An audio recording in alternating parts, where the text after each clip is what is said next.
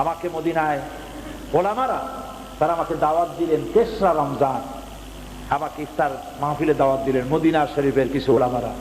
সেখানে ইফতার করার পর মদিনা শরীফের ওলামারা আমাকে প্রশ্ন করলেন, গত 1999 সনের 17ই আগস্ট তুরস্কে যে ভূমিকম্প হয়েছিল এর কারণ আপনি জানেন কিনা? আমি বললাম যে ভূমিকম্প হয়েছে এই পর্যন্ত জানি, এর আবার কারণ কি? কারণ তো আমি জানি না। তারা আমাকে কাগজপত্র দিলেন, কম্পিউটার টিপে বাটন টিপে ইন্টারনেট থেকে পেপারস বের করে আমাকে দেখালেন। ওই দিন ছিল তুরস্কের নেভাল ডে। তুরস্কের নেভাল ডে উপলক্ষে তারা একটা বিশাল 5 স্টার হোটেলের নিচে বড় একটি ক্লাবে 30 জন আমেরিকান জেনারেল, 30 জন টার্কি জেনারেল, 30 জন ইসরায়েল ক্যাপ্টেন এবং কর্নেল এরা একত্রিত হয়েছে। আরো শহরের এনি পিপল যারা আছে, ভিআইপি সিআইপি ধরনের লোক, এরা সব একত্রিত হয়েছে। গান হবে, ফুর্তি হবে, নাচ হবে, মদ হবে এবং এর সাথে যা আছে তাও হবে। শুরু হয়েছে নাচ গান, শুরু হয়েছে মদের তুফান। একজন টার্কি জেনারেল তার ক্যাপ্টেনকে ডেকে বলছে, এই ক্যাপ্টেন, একজন কোরআন শরীফ নিয়ে আসো। ইহুদি মেয়েরা এবং টার্কি মেয়েরা নাচতেছে, কাপড় কারো আছে, কাপড় কারো নাই। এই পরিবেশে সুবহানাল্লাহ কইলেন, নাউজুবিল্লাহ কর, জানে সেনা সুবহানাল্লাহ কইলেন। এই পরিবেশে কোরআন শরীফ, ক্যাপ্টেন ভয় পেয়ে গেছে, কিন্তু উপায় নাই, জেনারেল অর্ডার দিচ্ছে, দৌড়াই গিয়ে কোরআন শরীফ নিয়ে আসে। জেনারেল বলছে বের করো সূরা আল হিজর 9 নম্বর আয়াতটা বের করো। বের করলো, পড়ো কি লেখা আছে। ক্যাপ্টেন পড়ছে, ইন্না নাহনু নাযালনা যিকরা ওয়া ইন্না লাহু লাহাফিজুন। এখানে লেখা আছে, কি লেখা আছে? লেখাটা পড়ে শোনালো, অর্থ করো, ব্যাখ্যা করো। ক্যাপ্টেন ভয় পেয়ে গেছে, কয় যে আমি অর্থ ব্যাখ্যা কিছুই জানি না। জেনারেল বলছে, আমার কাছে শোনো, এইখানে এই আয়াতের অর্থ হচ্ছে, এই কোরআন যিনি নাজিল করেছেন তিনি বলছেন যে কোরআন নাজিল করেছি আমি এবং এটাকে আমি সংরক্ষণ করব। এখন আমি দেখতে চাই এই কোরআন যে নাজিল করেছে সে আল্লাহ কোথায় এবং এই কোরআন কেমনে হেফাজত করে আমি দেখবো। এই বলে মদের বোতল ভালাই দিয়া 2 হাতে কোরআনের পাতা ছিঁড়তে লাগলো। 2 হাতে কোরআনের পাতা ছিঁড়ে উলঙ্গ ড্যান্সরত মেয়েদের পায়ের তলায় কোরআনের পাতা ছড়াই দিল। মদের ছড়াছড়ি, উলঙ্গ নারীদের নৃত্য চলছে কোরআনের পাতার উপরে। আর জেনারেল বলছে আল্লাহ কোথায়। ক্যাপ্টেন ভয়তে আল্লাহু আকবার বলে দৌড় মেরেছে। ক্যাপ্টেন সাক্ষাৎকারে বলেছে যে আমার মনে হচ্ছিল যে গজব তো এখনই আসবে, কারণ সে তো আল্লাহকে চ্যালেঞ্জ করেছে। সঙ্গে সঙ্গে আমি দেখতে পেলাম, ক্যাপ্টেন বলছে আমি দেখতে পেলাম আকাশ কমলা রং ধারণ করেছে। একটা বিকট আওয়াজ হলো, একই আওয়াজে ওখানে যত লোক ছিল সমস্ত লোকের কানের তালা ফেটে গেল, জমিন প্রকম্পিত হলো। মাত্র 29 সেকেন্ডের একটা ভূমিকম্পে 50,000 লোক আল্লাহ রাব্বুল আলামিন দুনিয়া থেকে বিদায় করে দিলেন। সেই ক্লাব ধ্বংস হয়ে নদীর ভিতরে চলে গেল। ডুবুরিদেরকে নামানো হলো। পরে ডুবুরিরা নেমে লাশগুলি উদ্ধার করলো, তার মধ্যে 300 জোড়া লাশ পাওয়া গেছে জেনায় রত। আল্লাহ আছে না নাই? আছে না নাই? কোরআনের সাথে থাকো। কোরআনের সাথে যারা থাকবে, কোরআনের সাথে যারা থাকবে, যদি জিরো হও আল্লাহ হিরো বানাবেন। আর যত হিরোরা কোরআনে বাধা দিবে আল্লাহ রাব্বুল আলামিন ইতিহাসের ডাস্টবিনে নিক্ষেপ করবেন, মানুষেরা ঘৃণায় শুধু নিক্ষেপ করবে। কোরআন, কোরআনের সঙ্গে থাকো। কোরআন আল্লাহ রাব্বুল আলামিন এই পৃথিবীতে নাযিল করে রাসূল করিম সাল্লাল্লাহু আলাইহি সাল্লামের মাধ্যমে এই কোরআন পৃথিবীর বুকে প্রতিষ্ঠিত করেছেন। আর এই কোরআন প্রতিষ্ঠিত করতে গিয়ে নবীজির রক্ত ঝরেছে, রক্ত ঝরেছে সাহাবায়ে কেরামদের। আমরা যত সহজে ইসলাম পাইছি, ইসলাম এত সহজে আসে নাই। দি মেসেজ একটা বই আছে না, একটা ছবি, নাম কি? দ্য মেসেজ, আরবিতে আর রিসালা। দি মেসেজ বইটা আমি সর্বপ্রথম আমার বন্ধু মাওলানা সৈয়দ কামাল উদ্দিন জাফরি এবং আমরা দুজনে গুলশানের এক বাড়িতে, আমাদের এক ভক্ত বলল যে একটা ছবি আপনাদের দেখাবো। তা আমরা বললাম যে আমরা তো এই সমস্ত ছবি টবি দেখেছি কিনা, হয়তো না, এটা ভিন্ন চরিত্রের, দেখেন আগে। তারপরে চিন্তা করলাম কি এই লোকটা এইভাবে দাওয়াত দিতেছে, সেও নামাজি মুসলমান, কি ছবি দেখি। তারপরে দেখা শুরু করলাম হযরত বেলালকে, বেলালের ভূমিকায় যে অভিনয় করেছে তাকে যখন মার শুরু হলো, আমার কাছে মনে হলো আমরা দুইজন যেন 1400 বছর আগের বেলালের কাছে দাঁড়ায় আছি। এমন কান্দলাম এই ছবিটা দেখে, কিভাবে মুসলমানদেরকে মারা হয়েছে, এত ছবিটা দেখার মতো। আমি বলেছি এই ছবি যদি বাংলাদেশের সিনেমাগুলিতে দেখানো হতো তাহলে আমার দেশের যুবক ছেলেরা বুঝতো ইসলাম এত সহজে আসে নাই।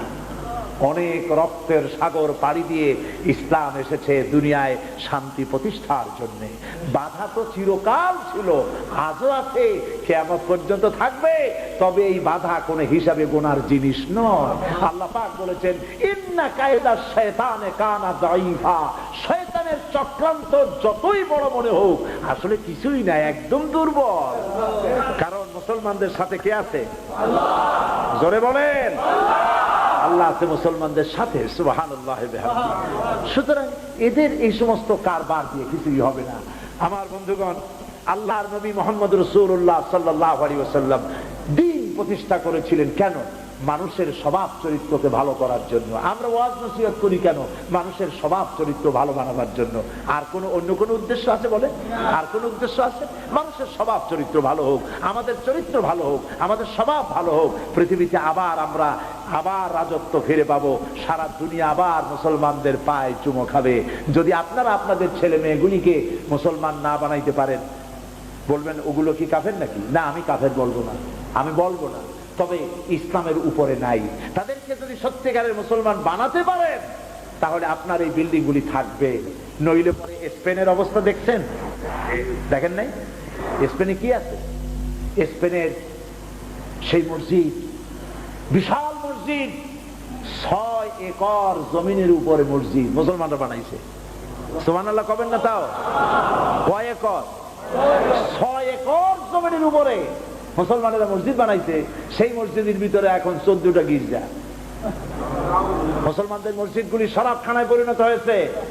মুসলমানদের মসজিদ। আল্লামা ইকবাল এই স্পেনের অলিতে গলিতে হেঁটেছেন আর চোখের পানি ফেলে বলেছেন, আয়ে গুলিস্তানে উন্দুলুস वो दिन है याद तुझको था तेरी डालियों में जब आशियां हमारा। हे स्पेনের অলিগলি, নিশ্চয়ই সেদিনের কথা তোমার মনে থাকা স্বাভাবিক, যেদিন তোমার অলিতে গলিতে রাস্তায় রাস্তায় মুসলমানদের পদচারণা হতো। কর্ডোবায়, গ্রানাডায় মুসলমানেরা যখন রিসার্চ করত, গবেষণা করত, তামাম দুনিয়ায় মুসলমানেরা শান্তি প্রতিষ্ঠা করেছিল। আর আজ সেই জায়গায় ইসলামের সাথে না থেকে কপাল পুড়েছে মুসলমানদের। মুসলমানেরা সেই ঐতিহ্য ভুলে গেছে।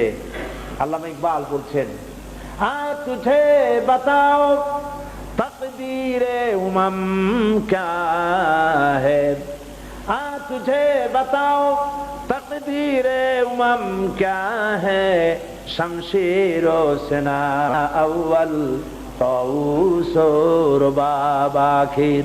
এসো আমি তোমাদেরকে এই জাতির ভাগ্যের উন্নয়নের কথা শোনাই। এই মুসলমান জাতির হাতে যতদিন কোরআন ছিল, শমশির ছিল, ততদিন গোটা পৃথিবী পায়ের উপরে মুসলমানদের চুমা খেয়েছে।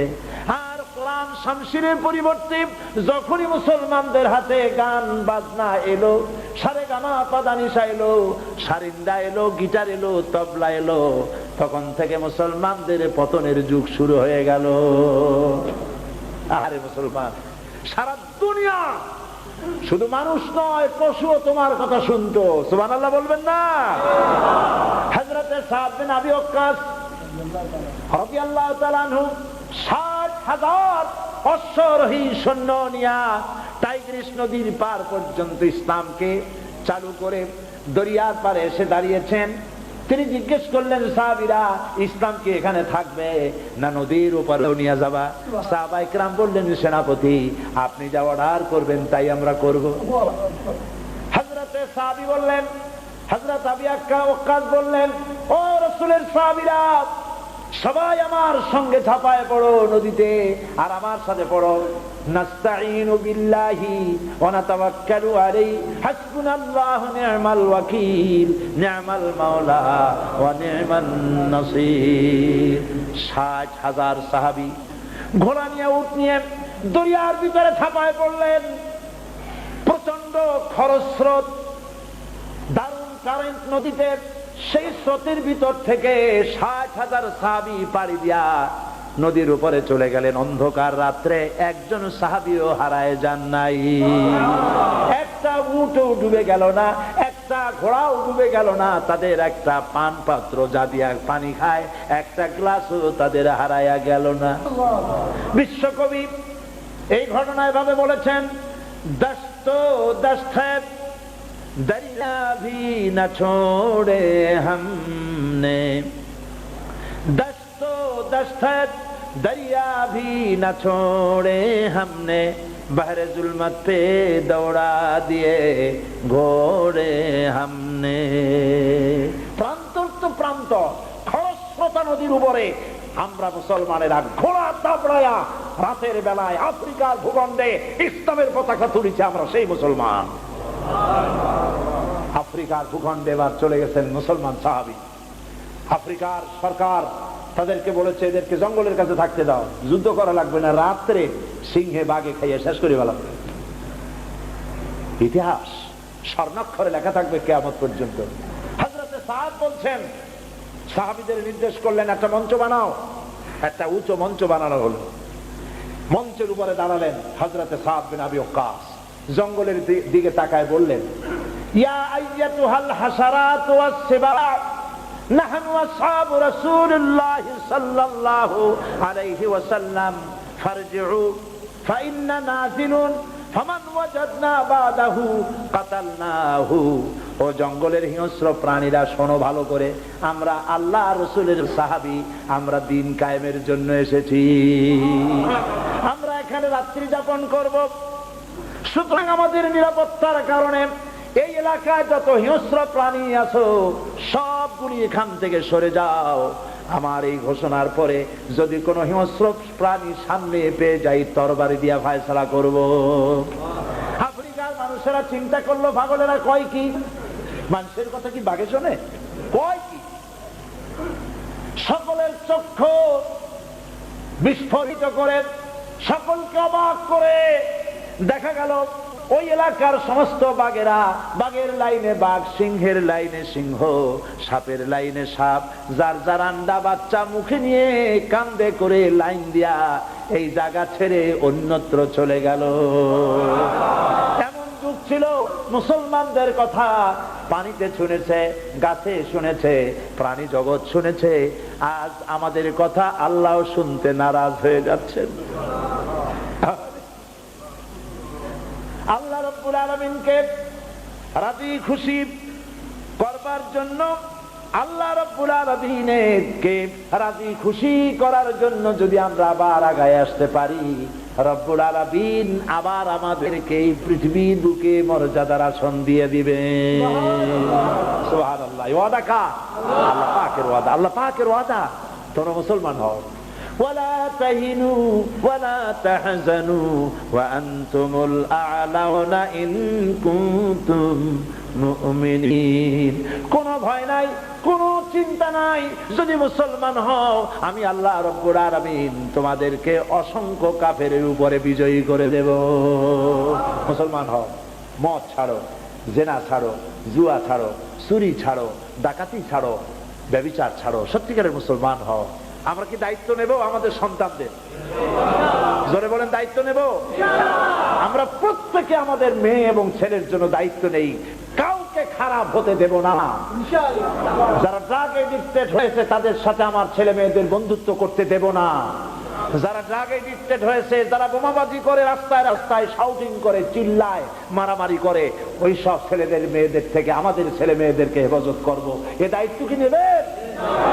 আর যেসব ছেলে মেয়ে খারাপ হয়ে গেছে, পথে দেখা হলে, মেয়েটার সাথে দেখা হলে বলবেন, মা তোমার এইরকম চলা উচিত না, মা তুমি ভালোভাবে চলো।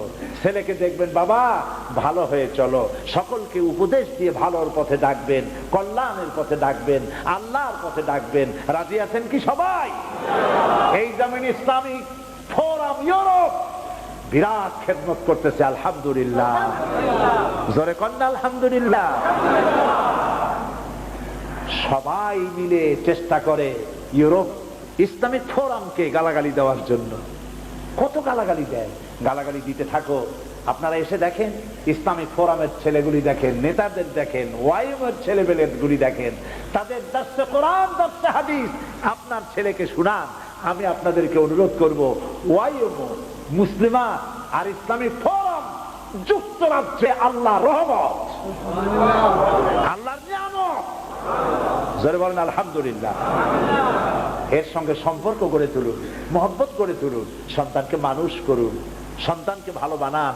তা না হলে কিয়ামতে খুব মুসিবতে পড়ে যাবেন। আমার ভাইরা মনে থাকবে? আমার কথায় কি ব্যথা পেলেন? আমার কথায় কষ্ট পেয়েছেন? আমি আপনাদেরকে অনুরোধ করব, ছেলেকে ভালো বানান, মেয়েকে ভালো বানান। রাসূল করিম সাল্লাল্লাহু আলাইহি ওয়াসাল্লাম কল্যাণের জন্য এসেছেন, ইসলাম কল্যাণের জন্য এসেছেন। ইসলাম মারামারির জন্য আসে নাই, ইসলাম অশান্তির জন্য আসে নাই। ইসলাম হচ্ছে শান্তি। ইসলাম যেখানে গেছে সেখানেই শান্তি প্রতিষ্ঠা হয়েছে। সুবহানাল্লাহ বলেন, সেখানেই শান্তি। আপনারা যদি, আমার বাংলাদেশের প্রিয় মুসলমানেরা, শান্তিপূর্ণ ভাবে যদি আপনারা থাকেন, তাহলে এই সরকার আপনাদের উপরে খুশি থাকবে এবং মনে করবে পৃথিবীতে বাংলাদেশের মুসলমানেরা এই সব থেকে ভালো। এটা করবেন না আপনারা? এটা করবেন না আপনারা? আপনারা কি বাংলাদেশকে ভালোবাসেন? ভালোবাসেন? কারা কারা ভালোবাসেন দেখি তো? আলহামদুলিল্লাহ, হাত নামান। দেশ যে কত প্রিয় সেই কথা দেশে বসে বোঝা যায় কম, বিদেশে আসলে এই ধারণাটা আরো তীব্র হয়, ঠিক না? আল্লাহর নবী যখন হিজরত করতেছিলেন, হিজরতের রাতে কাবা শরীফের দিকে বারবার তাকায়া কাঁদতেছিলেন আর বলতেছিলেন, আহারে কাবা, বড় আশা ছিল তোর কাছে থাকবো, তোর খেদমত করব, তোর পাশে থাকবো, কিন্তু তোর নিষ্ঠুর সন্তানেরা তোর পাশে আমারে থাকতে দিল না। জন্মভূমির মায়ায় মদিনায় যাওয়ার পথে নবীজি বারবার তাকায়ছেন এবং চোখের পানি মুছেছেন। বাংলাদেশে আমার আপনার জন্মভূমি, প্রিয় জন্মভূমি বাংলাদেশ। বাংলাদেশের কোনো অসুবিধা হলে আপনাদের দারুণ কষ্ট লাগে, ঠিক কিনা বলে? বাংলাদেশের ভালো হইলে আপনাদের খুব ভালো লাগে। দেশকে ভালোবাসবো কেন? এই জন্য ভালোবাসবো যে আমি জোর করে বাংলাদেশে জন্মগ্রহণ করি নাই, আল্লাহ আমারে ওই দেশে জন্মগ্রহণ করাইছেন। এই দেশে আল্লাহ দিন কায়েমের জন্যই আমি ভালোবাসবো, যেহেতু দিন কায়েম হলেই দেশে শান্তি ফিরে আসবে। সুবহানাল্লাহ। আমি গ্রিসে সেদিন বলতেছিলাম, এই যে গতকাল বললাম গ্রিসের কথা, সেখানে ৬,০০০-এর উপরে লোক স্টেডিয়ামে জমা হয়েছে। আমি বক্তৃতার ভেতরে বললাম যে আমাকে আবুধাবিতে বক্তৃতা করতেছিলাম একবার, আবুধাবি, আরব আমিরাত, আবুধাবি ইসলামিক সলিডারিটি হল, এই হলে চেম্বার অফ কমার্স এই মাহফিলের আয়োজন করেছে।